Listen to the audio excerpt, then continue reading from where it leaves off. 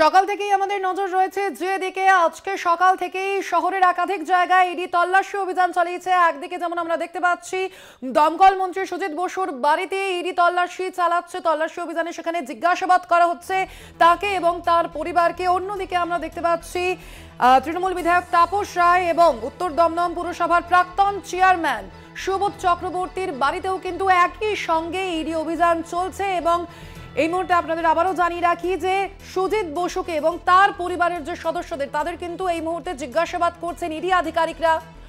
দমকল মন্ত্রী সুজিত বসুর বাড়িতে এখনো পর্যন্ত তল্লাশি অভিযানে রয়েছে ইডি আধিকারিকরা এবং তাদের জিজ্ঞাসাবাদ চলছে। ইডি আধিকারিকরা তাদের জিজ্ঞাসাবাদ করছে। মূলত পুরো নিয়োগ দুর্নীতি মামলার তদন্তেই এই অভিযান ইডি আধিকারিকদের।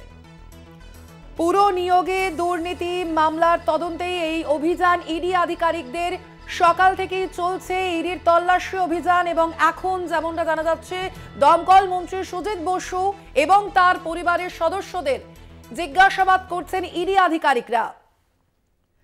তার আয়ের উৎস, তিনি ছাড়াও তার বাড়িতে আর কেউ রাজনীতি করেন কিনা, তার পৈতৃক সম্পত্তি কি রয়েছে, এর পাশাপাশি পুরো নিয়োগ দুর্নীতির তদন্তে যে মূল প্রশ্ন যে নিয়োগে তিনি কাউকে সুপারিশ করেছিলেন কিনা সেই বিষয়েও জিজ্ঞাসাবাদ চলছে তাকে।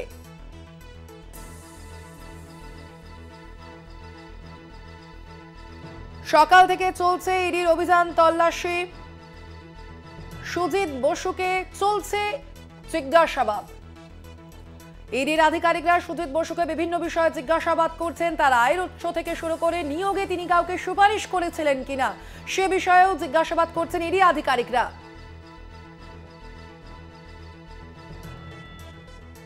এ বিষয়ে আমরা আরো বিস্তারিত জানবো। সরাসরি রয়েছেন আমাদের প্রতিনিধি দেববম সরকার। দেববম, কি জানা যাচ্ছে, কি কি জিজ্ঞাসাবাদ করা হচ্ছে মন্ত্রী সুজিত বসুকে? দেববম,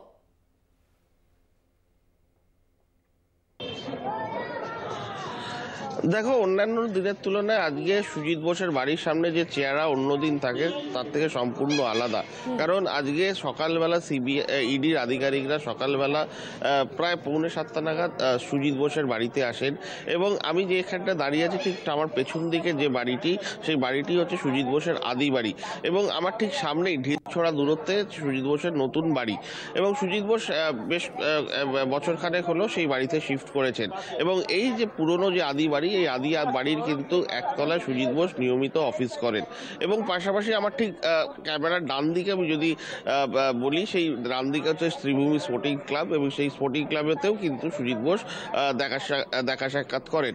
এবং তোমাকে বলে রাখি যে আজকে ইডির আধিকারিকরা পৃথক পৃথকভাবে এসে দুটি জায়গায় কিন্তু তারা দুটি গ্রুপে বিভক্ত হয়ে যান এবং সুজিত বোসকে প্রথমত তিনি যেটা জিজ্ঞেস করেন যে তিনি যে রাজনীতি করছেন, যে তিনি যেহেতু তুমি এটা সকলেই জানেন যে তিনি সুভাষ চক্রবর্তীর অত্যন্ত ঘনিষ্ঠ ছিলেন, বামপন্থী রাজনীতি থেকে তিনি তৃণমূলেতে এসছেন এবং সেখানে দাঁড়িয়ে তার ভাই বোন এবং তারা সকলে রাজনীতি করেন কিনা, তার ইনকামের উৎস কি, সেই বিষয়টি নিয়ে কিন্তু প্রশ্ন করেন। এবং তার আয়ের উৎস সম্পর্কে জানছেন ইডি আধিকারিকরা। অবশ্যই তুমি আমাদের সঙ্গে থেকো, এর পরবর্তীতেও নজর থাকবে আমাদের এদিকে যে সুজিত বসুর বাড়িতেও কিন্তু এখনো পর্যন্ত চলছে তল্লাশি অভিযান এবং এখন জিজ্ঞাসাবাদ করা চলছে সুজিত বসু এবং তার পরিবারের সদস্যদের।